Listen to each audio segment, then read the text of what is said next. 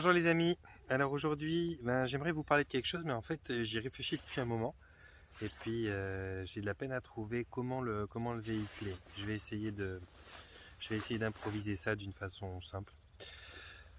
Euh, c'est c'est en lien avec la communication, c'est en lien avec notre bien-être, c'est en lien avec notre agacement, notre stress, notre rapport au monde. C'est en lien avec le qu'en dira-t-on. Et toutes ces choses qui sont en lien avec ce que je viens de vous énoncer, en fait, c'est souvent des choses qui sont ce que je vais appeler moi une mauvaise interprétation. C'est-à-dire que notre rapport au monde, notre rapport à l'autre, notre façon de se contenter ou de s'agacer avec différents échanges qu'on peut avoir avec telle ou telle personne, est bien souvent et bien souvent en rapport avec l'interprétation de ce qu'on fait, de ce que l'autre nous dit ou l'autre véhicule.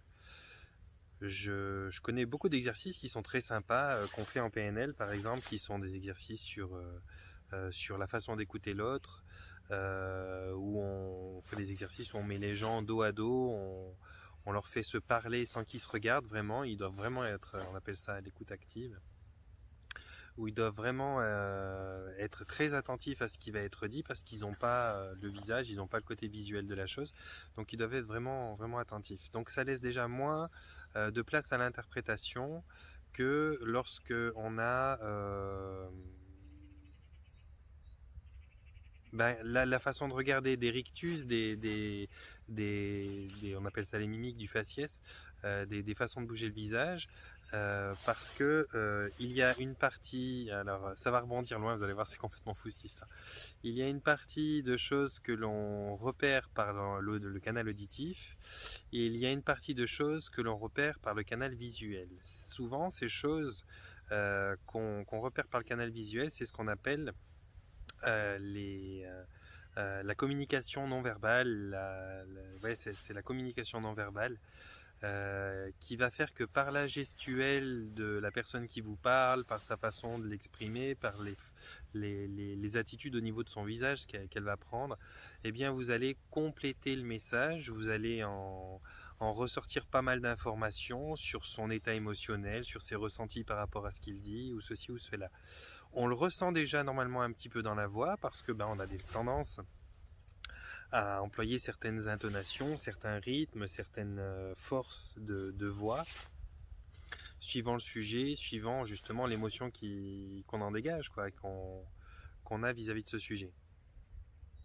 Alors c'est complètement, moi-même je le réalise en vous le disant, c'est complètement fou et paradoxal ce que je vais vous dire, mais plus on a d'informations, donc auditives, visuelles et tout, et plus on peut avoir une communication qui est d'autant plus qualitative dans le sens où on récupère un maximum d'informations.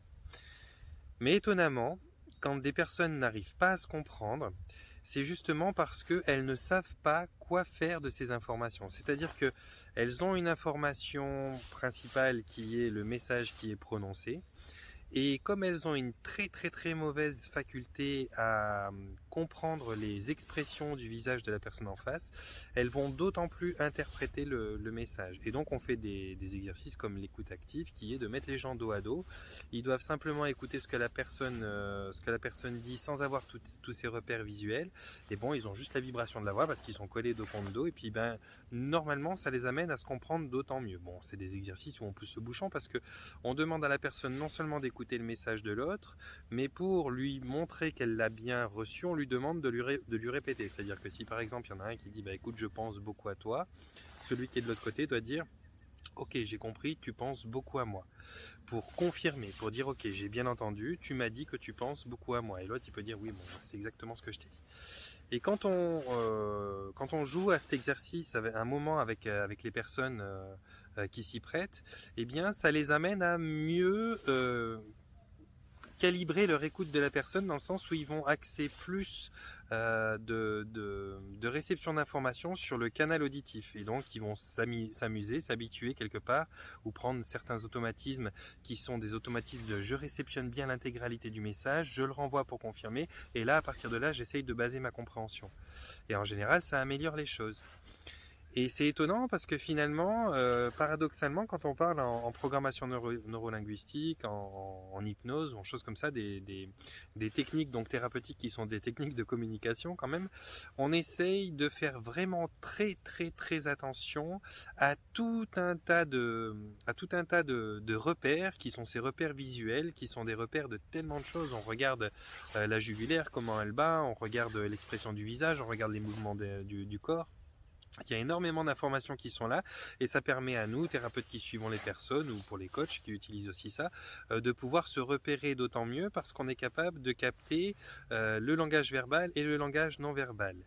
Et là où c'est complètement fou, c'est marrant parce que je le pratique depuis des années et puis je le réalise un petit peu en le disant, bien que j'avais compris la chose, mais là j'y mets, voilà, quand on met des nouvelles compréhensions sur les choses. Et en fait, je m'aperçois que c'est parce que d'un côté, donc du côté du récepteur comme du côté de l'émetteur, en fait, c'est jamais fiable la communication si on n'y met pas une énorme concentration. Si vous vous appliquez pas pour parler et pour comprendre ce qu'on vous dit, eh bien, vous vous retrouvez avec des discussions et des communications qui sont finalement très peu qualitatives. Et aujourd'hui, je crois qu'un des gros bobos de l'humanité, c'est d'avoir une communication de merde. Vraiment une communication de merde.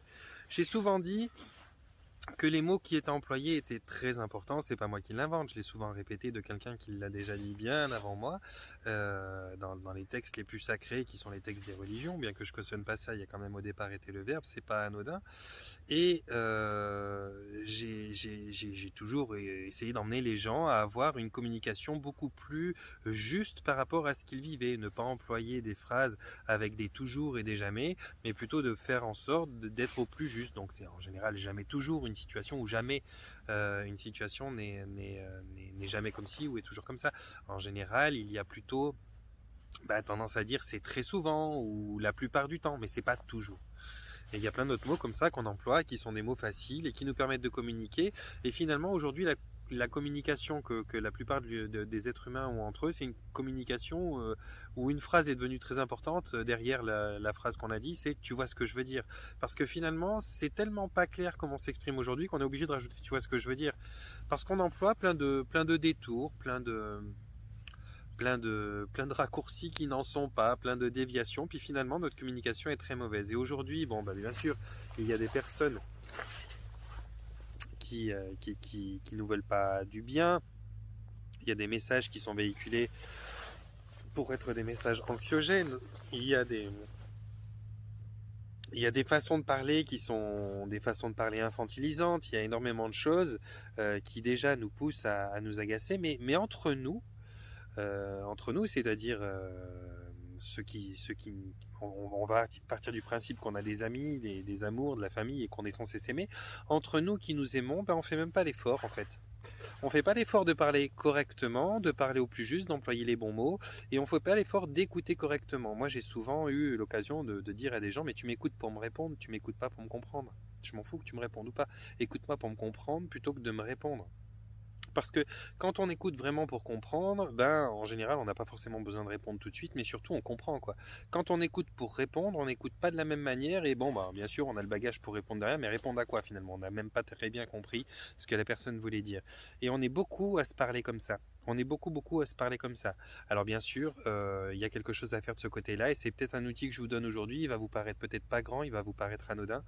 J'en ai parlé un petit peu à travers d'autres vidéos, mais il est extrêmement précieux. Parce que cette façon qu'on a d'interpréter, alors bien sûr ça demande une remise en question honnête, hein, ça demande de se remettre en question sur qui est en face et sur comment on comprend. Mais cette façon qu'on a d'interpréter, elle est catastrophique. Alors pour plusieurs raisons. En fait, comme je vous le disais tout à l'heure, c'est un gros paradoxe. Quand on joue à l'exercice d'écoute active avec des gens qui ont de la peine à se comprendre, on les prive de certains canaux de réception et on leur laisse juste l'auditif pour qu'ils puissent d'autant mieux comprendre, c'est-à-dire pour qu'ils puissent mieux se concentrer sur cet aspect-là. Mais en vérité, on a toujours reconnu que la meilleure des communications était celle où il y avait tous les canaux, le visuel, l'auditif, et qu'il y avait une plus grande partie de choses qui étaient transmises par le visuel finalement que par l'auditif. C'est barge pour une communication qui fonctionne avec la voix et la vibration de la voix. Mais c'est vraiment comme ça. Alors, qu'est-ce qui fait que les messages sont pas souvent bien compris? Alors, c'est pas dans tous les cas, mais il y a une proportion de ces messages qui sont mal compris, qui sont pour des raisons X et Y. Alors il y a par exemple la raison que vous êtes peut-être pas forcément très très fort intuitivement pour comprendre, ou alors vous n'avez pas une bonne base, eu un bon apprentissage des rictus et des expressions du visage, et donc du coup ben, vous avez une mauvaise reconnaissance des expressions du visage, ou bien vous venez d'un endroit où la culture est sensiblement différente, et puis bah, donc vous avez une adaptation qui soit au niveau du langage, qui soit au niveau de pas mal de choses, mais des fois les expressions c'est encore pas tout à fait acquis, donc on a tendance à pas forcément comprendre 100% de ce que ça veut dire en face, mais on interprète en fonction de notre référentiel d'expérience. Et ben, les référentiels d'expérience, ils sont tous bien différents, on en a tous des différents en fonction des cultures, des éducations, des vies qu'on a eues, quoi. Et on se retrouve finalement à avoir des interprétations qui déforment la chose qui est dite. Alors déjà, si on n'écoute pas activement, on arrive à déformer, mais si en plus on interprète mal les signaux qui ne sont pas les signaux auditifs, mais qui sont les signaux visuels qui sont censés être une aide, eh bien on va carrément ne pas s'aider, mais aller dans l'autre sens. Alors, ça veut dire aussi une chose, et ça, ben, c'est peut-être la partie la moins sympa finalement, c'est qu'il y a beaucoup de personnes aujourd'hui, mais j'en fais partie dans une certaine mesure, tout le monde finalement, qui ment. Alors qui ment, c'est pas des mensonges d'arnaque, parce qu'il y a différents types de mensonges, mais c'est des mensonges qui sont des mensonges de manque d'authenticité, de manque de sincérité, parce qu'on a peur de blesser, parce que on n'a pas confiance en soi, on veut se faire mousser, parce que X raisons. Tous les mensonges ne sont pas dédiés à voler les gens, c'est pas ça, mais c'est pas un jugement, mais c'est qu'on a on a des mensonges qui sont ben, finalement le reflet de je ne suis pas exactement ce que j'aimerais être, et donc ben, j'enjolive un petit peu la chose pour être ce que je voudrais être, ou bien qui sont des géantes de ce que j'ai être, et puis ben, je péjore un petit peu la chose pour pouvoir ressembler plus à ce que j'aimerais être. Bref, il y a toujours une incidence qu'on influe dans nos messages, dans nos communications, qui est une incidence qui est pas malhonnête en soi, mais qui n'est quand même pas authentique et qui n'est quand même pas sincère. Et je m'excuse, je vais juste un instant, j'arrive. L'instant est passé en une seconde pour vous, j'ai dû rappeler mon chien. Donc il y a toujours qu'est-ce que je disais d'ailleurs, oui voilà, qu'il y a toujours ces choses qu'on additionne à nos messages, qui sont un petit plus ou un petit moins, qui permettent de peut-être se faire passer pour ce que l'on souhaiterait au plus profondément de nous être. C'est ce qu'on appelle l'ego. L'ego, c'est pas forcément la personne prétentieuse uniquement, qui veut ceci, qui veut cela, c'est aussi d'autres facettes, d'autres traits. Et c'est toujours en général hein, c'est destiné à non pas à mentir avec une grande malhonnêteté, mais simplement à, à enjoliver, à améliorer ce que l'on veut raconter de qui on est. C'est-à-dire que on est quelque chose fondamentalement, soit on est très malhonnête, on l'observe mal, et puis à ce moment-là, bon ben voilà. Mais en général, la plupart des gens, qui qu'ils soient, ne sont pas 100% satisfaits de qui ils sont. Peut-être parce qu'ils estiment manquer d'un peu de courage, d'un peu de sincérité. Peut-être qu'ils estiment X choses finalement, qui font que bah, quand ils vont essayer de parler de certaines actions de leur vie, ils vont peut-être sensiblement la modifier pour pouvoir essayer de se rapprocher de ce qui est pour eux l'idéal qu'ils aimeraient être. Alors, bah voilà, c'est pas un jugement, on n'est pas là pour taper sur la tête des gens, parce qu'en plus on le fait tous, hein, quelque part, dans une certaine mesure, on fait tous un petit peu ça, soit en plus, soit en moins, mais ça rajoute à la problématique de communication. Quand on a un certain âge, qu'on soit compétent ou pas dans des branches de la communication, hein, mais simplement par l'âge, par l'expérience, eh bien on a tendance à inconsciemment comprendre ça. Donc on va sentir quand un jeune est en train de se la raconter ou je sais pas quoi, ou quand quelqu'un qui a fait une grosse boulette, un gamin par exemple qui a fait une grosse boulette et puis qui va essayer de la minorer, on va le comprendre, on va même pas forcément le relever ou pointer du doigt cette partie-là de la communication pour lui dire non, tu es un menteur ou quoi que ce soit. Mais on comprend bien que c'est des conneries, on comprend bien que là, il y a quelque chose en plus ou quelque chose en moins. Et ça, c'est l'expérience qui fait qu'on a suffisamment compris un peu le fonctionnement de l'être humain et qu'on a suffisamment soi-même raconté des cracks et des bêtises pour pouvoir bien, quelque part, accepter ça comme une des facettes de l'aspect humain et faisant partie de sa façon de communiquer. Et donc, bah, tous, on va l'être. Hein. Vous, en tant qu'adulte, au restaurant, combien de fois on vous a demandé si c'était bien, si et ça, puis vous n'avez pas osé dire que ça vous plaisait pas, parce qu'il y avait ceci, parce qu'il y avait cela, parce qu'on a tendance à avoir été éduqué et conditionné pour dire merci dans tous les sens. Quand on nous met une baffe ou qu'on nous retire nos chaussures, on dit merci. Donc, on a appris vraiment à... On a peur de blesser les gens, on a peur de décevoir, et puis du coup, on a peur de passer pour quelqu'un qui est pas sympa, essayer ça. Donc, c'est toujours à double tranchant. On a peur de faire du mal, mais on a peur aussi que le fait de faire du mal à quelqu'un fasse que ce quelqu'un nous regarde d'une façon qui nous fera du mal à nous, parce que ça sera au-dessous de l'estime qu'on a de soi. Donc, dans tous les cas, ça revient aussi un petit peu à soi. Mais on a tendance de faire ça. Si vous parlez au plus juste, alors il y aura l'aspect justement en communication qui sera plus efficace. Il y aura aussi l'aspect vibratoire. L'aspect vibratoire, c'est-à-dire qu'est-ce que vous dégagez, qu'est-ce que vous vibrez et finalement qu'est-ce que vous attirez. Parce qu'il y a cette grande loi, la loi d'attraction, qui est pour moi ce que j'appelle la loi de vibration, qui fait que vous attirez à vous ce que vous vibrez. Donc si vous vibrez toujours des cracks et des cracks, bon... Bah, c'est censé attirer à vous quelque chose qui ne va pas forcément être vrai non plus. Peut-être que ça pourrait paraître correspondre à ce que vous pensez vouloir et puis finalement vous apercevrez que ça ne correspond pas parce que la seule chose qui correspond pleinement c'est toujours la vérité. Pourquoi, comment, j'en sais rien, mais c'est toujours la vérité qui correspond pleinement.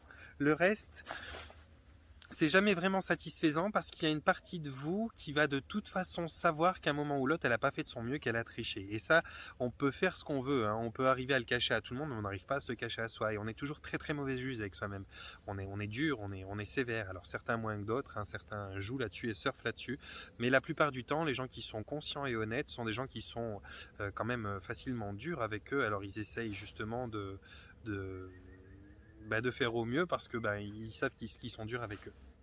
Donc la communication, justement, pour ceux qui ont tendance à mal comprendre ce que l'autre dit, c'est très compliqué. Je me rends compte aujourd'hui, je vous apporte pas de solution. D'ailleurs, je vous explique un petit peu ma réflexion là-dessus. C'est toujours un partage de réflexion, cette chaîne, donc je vous apporte un peu ma réflexion, vous faites votre bout de chemin avec ça, puis vous voyez. Mais il y a donc cet aspect-là, l'aspect qui fait que finalement chaque personne qui vous parle quasiment va toujours un petit peu modifier la chose dans un sens ou dans l'autre parce que son but premier finalement c'est d'arriver à croire en qui elle est, et pour arriver à croire en qui elle est il faut qu'elle se plaise, et pour qu'elle se plaise il faut qu'elle dise les choses de la manière qui la rende la plus idéale à ce qu'elle espère être.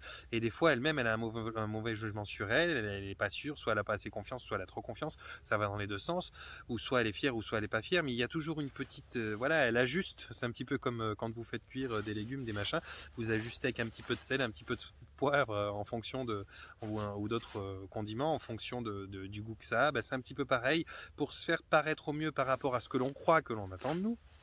Eh bien, on a tendance à ajuster avec un petit peu plus de ci, un petit peu moins de cela, et puis c'est comme ça qu'on fait en sorte de se faire aimer. Parce que le but, il est toujours le même, c'est de se faire aimer. Donc la communication, elle est souvent désastreuse pour ça. Elle est aussi désastreuse parce que peu de personnes ont confiance pleinement en eux, leurs ressentis, ou n'ont pas appris forcément à développer ce côté intuitif. Ça ne veut pas dire qu'il n'est pas là, ça veut dire qu'ils n'ont pas appris à l'écouter. Moi, je dis souvent aux gens, quand ils viennent dans ce sens, ils me disent moi, j'ai pas d'intuition et tout. Oui, vous en avez de l'intuition, tout le monde a de l'intuition, ça c'est inné. Mais par contre, on n'a tellement pas développé le canal qui nous permettait de faire confiance à cette intuition qu'on a toujours besoin de confirmer la chose qu'intuitivement on avait un peu ressenti avant de se dire j'ai un bon ressenti. Alors on va toujours faire cette phrase là, ouais je l'avais senti, tu vois, je l'avais dit ou machin, mais bon, on va pas ne pas prendre un bus parce qu'on avait senti qu'il y avait un problème, parce que si on s'est planté pour une raison ou une autre, on va perdre confiance. Donc c'est souvent comme ça qu'on se retrouve à avoir pas perdu l'intuition, mais perdu la faculté d'écouter notre intuition et d'y faire confiance. Et donc, il y a parmi toutes ces discussions qu'on peut avoir, tous ces échanges, et bien cette partie-là, alors ça c'est chez le récepteur, c'est chez celui qui écoute l'autre, il y a cette partie-là qui est intuitive. Donc il y a des parties qui sont auditives, des parties qui sont visuelles et des parties qui sont intuitives, qui vont piocher dans le visuel et dans l'auditif, qui vont vous permettre, au-delà de ce qui est prononcé, de ce qui est visiblement énoncé, d'avoir un ressenti qui peut être totalement l'inverse. C'est-à-dire que vous êtes capable de sentir ce qui ne vibre pas de la même vibration que l'autre, même si vous ne voyez pas les vibrations, même si vous ne voyez pas les alignements, même si vous n'avez pas de clairaudience ou de clairvoyance ou de clairvision, eh bien vous avez cette faculté intuitive qui est la capacité de ressentir quand c'est faux chez l'autre. D'ailleurs, pour les 3/4 des personnes, on le sent. On ne sait pas exactement ce qu'on sent, mais on le sent.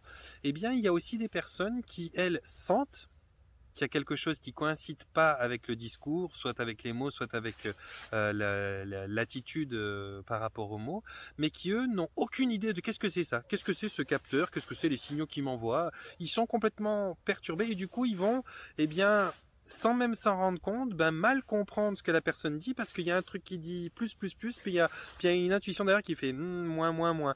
Et du coup, ils sont pas capables de coordonner les deux, ils sont pas capables de savoir qu'est-ce que c'est ce signal, qu'est-ce que ça veut dire, qu'est-ce que je dois en comprendre, ou alors ils n'ont pas assez d'expérience. Et puis ils se retrouvent à interpréter d'une façon un peu tordu les choses qu'on dit. Bon, bref, ça, plus ça, plus ça, plus ça, plus ça, on se retrouve avec une communication aujourd'hui qui est désastreuse. Les mots sont mal employés. Quand vous avez des gamins qui disent « Ouais, il est mortel ce jeu », bon, la vibration de mortel, ça n'a rien à voir avec excellent. Quand t'as quelqu'un qui te fait une bonne blague le matin et que dès le début de la journée, tu dis « Ah, tu m'as tué », bon, tu m'as tué. Et si tu vois ce que ça vibre, ça vibre pas terrible. Plutôt que de dire « Ah, tu m'as vraiment fait pleurer de rire », quoi, ou quelque chose comme ça. Non, non, tu m'as tué. Donc voilà, il y a plein d'expressions qui sont comme ça, des expressions qui nous desservent énergétiquement et vibratoirement. Et puis ça nous a appris à mal parler, on parle mal, on parle très très mal, et ça nous a appris à rajouter des phrases qui sont des phrases comme tu vois ce que je veux dire, enfin tu vois ce que je veux dire, t'as compris ce que je voulais dire, pour simplement, c'est comme si on précisait, bon en fait je parle n'importe comment, mais t'as compris en gros ce que je voulais dire, je me fais chier à prendre des mots qui ne correspondent pas à ce que je veux dire, mais t'as compris ce que je voulais te dire. On en est vraiment là l'être humain aujourd'hui, ça peut paraître fou, quand je vous le dis comme ça, vous en prenez peut-être conscience et vous dites putain c'est vrai qu'on est grave, mais on est grave, on en est à avoir des phrases quand on emploie des métaphores souvent, et on en est à avoir des métaphores peut-être tellement mauvaises où on est autant dire la chose comme elle est, quoi, parce que finalement on prend des détours et des détours parce que ça nous gêne ou ceci ou cela, qu'on en est obligé de rajouter tu vois ce que je veux dire. Alors déjà voir, c'est plutôt tu comprends, mais voilà, tu vois ce que je veux dire. Bon. Alors, aujourd'hui, on fonctionne trop avec le tu vois ce que je veux dire. Pour finir, eh bien, on se retrouve avec donc cette communication qui n'est pas exceptionnelle. Et puis, tout ce que je peux vous inviter à faire aujourd'hui, c'est vraiment faites attention aux mots que vous employez. Prenez les mots les plus justes. Si c'est pas toujours, ne dites pas toujours, mais dites souvent, la plupart du temps, ou peu importe ce que vous allez prendre comme adjectif, mais ne dites pas toujours. Si ça ne vous a pas tué, ne dites pas que ça vous a tué. Et si ça n'est pas mortel, ne dites pas que c'est mortel. Essayez de faire au plus juste avec les mots parce que ça a une grande portée. Ça va aider à la communication. Il y a aussi le fait de, si vous n'êtes pas dans un ressenti qui est tout à fait clair avec ce que dit la personne, tout d'un coup fermez les yeux et rabattez. D'ailleurs, regardez, imaginons que vous écoutiez un orchestre et puis que quelqu'un qui veut vous faire une petite épreuve là-dedans vous dise tiens, essaye de me repérer juste le violoncelle dans cet orchestre. Vous écoutez, mais c'est dur à isoler le violoncelle du moment même que vous allez essayer, mais c'est intuitif, ça se fait automatiquement. Clac, vous allez fermer les yeux pour essayer de l'avoir ce violoncelle, et vous allez l'avoir. Parce qu'une fois que les yeux sont fermés, c'est comme si vous vous repérez mieux dans le décor et tac, vous l'isolez, il est là. Il est ici, là. Et vous le sentez, vous le savez comme ça. Et bien, de temps en temps, allez-y, fermez les yeux pour les personnes qui vous parlent si vous n'êtes pas sûr de comprendre. Attends. Répète ce que tu viens de me dire. Ok, donc tu m'as dit que, et vous répétez, tu m'as bien dit que ça, voilà, je l'interprète pas, ok, tu m'as dit ça. Et puis après, vous pouvez demander de la clarification. Mais c'est très important, je pense, aujourd'hui, d'oser employer les mots justes. Vous serez pas relou, vous serez pas, je sais pas quels sont les mots, j'ai que 40 ans, mais je sais pas quels sont les mots en vogue pour dire qu'on est ringard, quoi. Mais vous serez pas ringard en osant dire les mots qui sont adéquats. Tu m'as fait vraiment beaucoup rire. Tu m'as préparé une journée mais euphorique avec cette blague du matin, plutôt que de dire tu m'as tué, c'est mortel, machin, truc. Employez pas forcément ces choses-là qui vont vous faire du mal, employez les mots justes. Essayez, si vous n'entendez pas de la bonne manière, si le fait que le visage de la personne ne paraît pas correspondre à ce qu'il raconte, fermez les yeux, demandez de répéter, dites ok, osez faire ça. Je pense qu'il n'y a jamais plus intelligent que celui qui ose poser des questions. Il est bien souvent plus intelligent que celui qui donne les réponses. Il y a quelque chose d'intéressant dans le fait de poser des questions, d'oser faire répéter, d'oser demander, c'est que on s'intéresse à quelque chose qui est plus précis. Et quand on veut une communication qui soit juste, qui soit bonne, qui soit efficiente, efficace, eh bien on a besoin qu'elle soit au plus proche de ce qui doit être véhiculé, qu'elle soit précise. Et donc je pense qu'aujourd'hui, je pense qu'aujourd'hui, le gros bobo de l'humanité, c'est que sa communication, elle est désastreuse. On ne se comprend plus. On a des positions campées sur nos croyances. Déjà, quand vous parlez de quelqu'un qui remet un petit peu tout en question et de celui qui croit tous les dogmes mis en place, déjà, il y a cette notion de le complotiste, le non complotiste. Donc déjà, il y a des espèces de clichés qui sont mis là au départ sur le ouais, mais toi tu penses comme ça, et puis ouais, mais toi de toute façon t'es comme ça. Il y a des clichés. Donc si en plus on fait pas l'effort d'employer les mots au plus juste pour ne pas trop s'écarter du chemin et qu'on fait pas l'effort d'écouter vraiment profondément, eh bien on a une communication qui est mauvaise. Et au jour d'aujourd'hui, je pense que beaucoup de... Alors, je vais donner un ratio qui me paraît être... Après, je peux passer à côté, mais qui me paraît être bien. Je pense que vous pouvez, si on imagine que vous pouvez améliorer en pourcentage euh, pas que votre communication, parce que la communication, c'est que les infos véhiculées des uns aux autres, mais ça donne les interactions qui vont derrière, ça donne la meilleure entente, ou ça donne les choses plus claires, ça donne qu'il n'y a pas d'attente, ça entreprend plein de choses de pouvoir bien communiquer ou mal communiquer. Il y a tellement de pertes de temps ou de gains de temps derrière qui va être mise en place, il y a tellement d'émotions, il y a tellement de ressentis qui vont être plus propres, plus précis, mieux ajustés, qui vont éviter que vous fassiez du tracas pour rien, ou bien que vous fassiez des idées pour rien. Donc je pense que ça peut améliorer d'un bon 25% la qualité de vie. Je dis 25, ça pourrait même être 30%, mais disons entre 20 et 30%, la qualité de votre vie, je pense qu'elle passe par votre communication. Alors ben, si cette vidéo, elle vous apporte pas forcément de recettes là-dessus, elle vous apporte au moins peut-être la possibilité de vous dire, tiens, c'est vrai, je vais regarder ça de plus près, je vais être curieux différemment avec ça, la communication. C'est vrai que la communication, c'est extrêmement important. Ça peut vraiment améliorer votre vie, comme ça peut vraiment l'envoyer dans le mauvais sens aussi, parce que il y a énormément de... Il y a énormément de choses qui sont mal comprises parce que ben voilà, on a notre ego qui veut nous faire ressembler à notre idéal. Il y a notre propre interprétation de la personne en face qui est en fonction de justement ce que son ego a envoyé ou a rajouté ou a enlevé, en fonction de peut-être notre... il faut oser se dire, hein, est-ce que j'ai été éduqué, est-ce que j'ai été finalement bien préparé à bien comprendre le visage humain, est-ce que j'ai une bonne intuition vis-à-vis de ça, ou est-ce que mon intuition elle est meilleure sur d'autres choses, mais est-ce que je l'ai une bonne intuition, être honnête, parce que des fois, ben aussi on accorde trop, on n'équilibre pas les choses, on accorde trop à l'auditif, ou trop au visuel, ou trop à l'intuitif.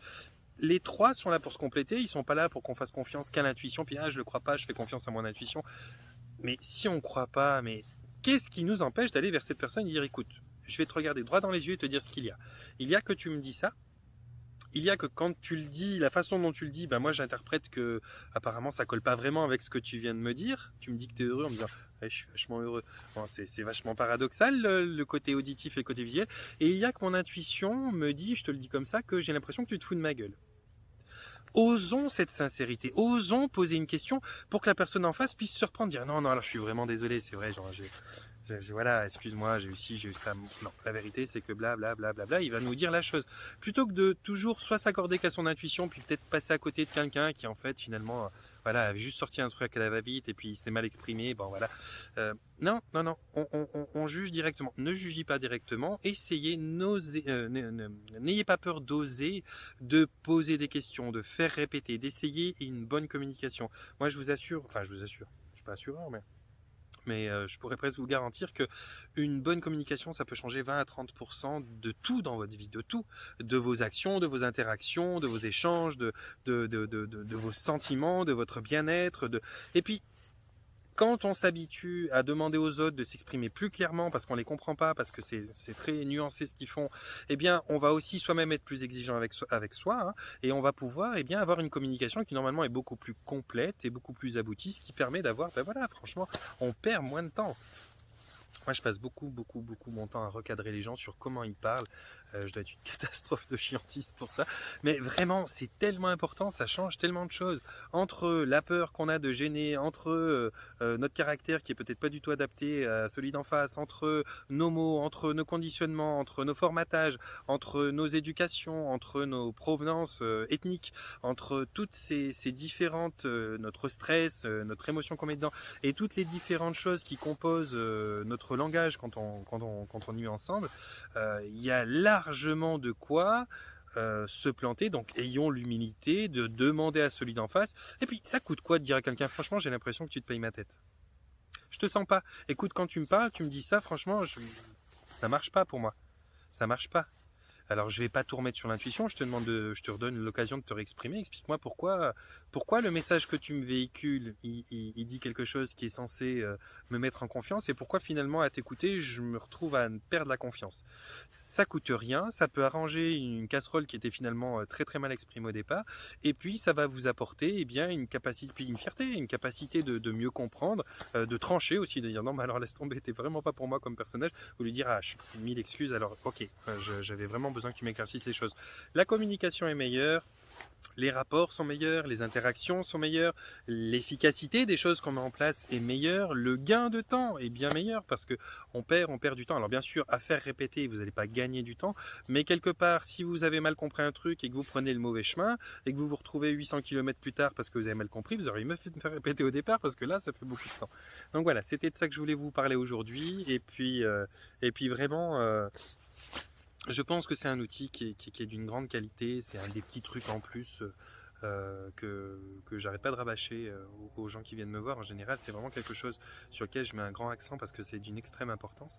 Et je vous le donne à vous parce que peut-être que vous allez voir qu'autour de vous, ben, finalement, une grande partie de ce qui se passe pas forcément bien vient de la communication. Et la communication, c'est un truc d'une richesse incroyable avec des tas de facettes. Je vous en parle à travers plein de vidéos. Là, je vous parlais d'un autre aspect, de d'autres facettes. Mais je pense que ça vaut la peine de jeter un œil. Voilà mes amis. Pour ceux qui veulent me retrouver, pour partager, pour faire des séances, pour échanger des mots, pour parler de projets ou d'autres choses que vous mettez en place ou que je mets en place, eh bien vous avez toutes les informations pour me contacter qui sont dans la rubrique à propos de ma chaîne YouTube tout en haut. Et puis ben, le site internet, les différentes choses. Je veux remercier toutes les personnes qui font des dons pour les différentes choses que j'ai en préparation pour continuer d'accueillir, pour continuer de développer des choses qui peuvent aider l'humanité, quoi, et qui peuvent aider les gens à s'éveiller, à s'émanciper. Donc je vous remercie vraiment à tous ceux qui font ces gestes. C'est vraiment très agréable de pouvoir compter sur cette humanité-là, c'est quelque chose de chouette. Il y a aussi vraiment de très jolis messages, de très jolies choses qui sont dites sur le groupe L'Intention Base du Changement que j'ai mis en place sur Facebook. Avant, je prenais, pour ceux qui me suivent depuis le début, vous le voyez, avant je prenais un temps pour mettre un pouce ou un cœur ou machin à quasiment systématiquement toutes les personnes. Le volume est devenu grand et je peux plus maintenant, quand je mets une publication, mettre un j'aime à chaque fois. Sur ma page privée, des fois quand je mets des photos de nature et puis les gens me disent ah c'est merveilleux, il y a ci, il y a ça, bon là je prends un peu le temps sur ma page privée. Mais le volume de personnes qui m'écrivent, le volume de personnes qui me téléphonent le soir, qui me sollicitent sur Messenger, sur WhatsApp, sur les mails, sur machin, est devenu très conséquent. J'ai plus de notoriété, j'ai plus de quelque chose, mais j'ai moins de temps pour moi, ben voilà, ce temps que je prenais pour échanger avec les gens de cette manière-là, je dois le réduire parce que sinon je vis carrément plus, quoi. Donc il faut que je sois un petit peu plus concis dans les choses. Donc voilà, mais je vous remercie pour ces beaux messages parce qu'ils sont merveilleux, vos messages, ils sont plein de sens, quoi. Et puis ben voilà, à tous ceux qui mettaient des parutions sur le groupe, bien souvent je trie, hein. Bien souvent c'est juste merveilleux, c'est toujours dans le sens. Il y en a qui se voient refuser pas mal de publications parce que ben voilà, j'ai pas pris le temps de leur expliquer pourquoi, comment. J'imagine qu'ils le comprendront à force, mais moi je suis pas là, j'ai pas envie. C'est pas une chaîne de divulgation, c'est pas une page de complotisme, c'est pas une page de révélation incroyable, c'est une page de partage de réflexion sur des choses qui peuvent permettre à l'humanité d'avancer, sur des choses qui peuvent permettre de s'éveiller, qui peuvent parler un petit peu de spiritualité. C'est pas une chaîne de dénonciation où on parle en permanence de vaccins, de choses comme ça. Moi, je pars du principe que ceux qui sont sur le groupe L'Ascension Base du Changement sont des gens qui ont déjà un petit peu cheminé dans leur réveil spirituel, qui savent qu'il y a un gros foutage de gueule politique à travers la planète, qui influe sur beaucoup de choses, que ce soit la santé, que ce soit la liberté, sur beaucoup de choses. Et donc, moi, mettre des trucs sur les manifestations, les guerres civiles en Espagne, la vaccination là, le nombre de morts avec ceci, la composition des vaccins, ça m'intéresse pas. Parce que je pars du principe que si vous êtes sur ma chaîne, c'est que vous avez déjà compris ça depuis bien longtemps, puis le véhiculer pour le véhiculer, ça m'intéresse pas. Donc évidemment, il y a des gens qui se retrouvent un petit peu souvent, qui ont envie de partager ça au monde, et je les comprends parce que avant d'en être à le savoir, il faut bien que quelqu'un nous l'ait montré. Mais en l'occurrence, si je le fais pas sur le groupe, c'est parce que les gens qui sont sur le groupe pour la plupart le savent. Il y a d'autres groupes qui sont là pour ça, faites-le avec ces groupes-là. Et puis sur le groupe l'intention base du changement, véhiculer des choses qui sont des petits conseils pratiques, qui sont des images d'amour, un chat dans le cou de quelqu'un, qui sont des dictons, qui sont des proverbes, qui sont des choses intéressantes, qui sont des approches psychologiques ou de communication, des choses qui reflètent du beau, qui parlent de choses positives, non pas que j'axe que sur le positif. Quand il faut me mettre en colère, je fais ça très très bien, puis je l'accepte très très bien de me mettre en colère. Mais en l'occurrence, le groupe, là, il est là pour véhiculer de la douceur, de la tendresse, il est là pour véhiculer un accompagnement, un je suis là, il est là pour véhiculer quelque chose.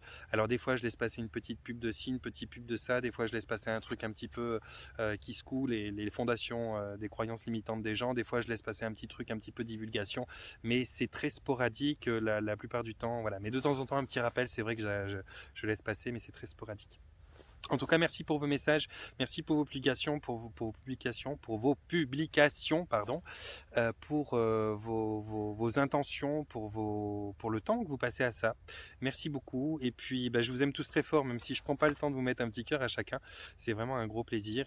Et puis voilà, merci pour ça. Voilà les amis, panier de bisous. Portez-vous bien, prenez soin de vous.